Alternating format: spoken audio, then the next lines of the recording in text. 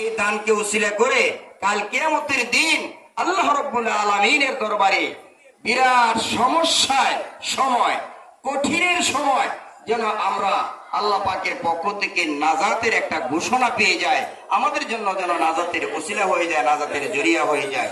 এই জন্য আমরা আমাদের কোরবানির পশুর চামড়াগুলো আমরা এই মাদ্রাসায় দিয়ে আসতেছি, দিতেই থাকবো। এই পশুর চামড়ার যে দাম, এটার একটা সময়সীমা আছে। সময়টা কি? চামড়া এটা হলো কাঁচামাল, কাঁচা বাজারের কাঁচামাল যেমন আপ ডাউন করে, ঠিক চামড়া এটা একটা কাঁচামাল। এটা সময় যত তাড়াতাড়ি করে নেওয়া যাবে তত একটু বেশি রেটে এটা বিক্রি করা যায়।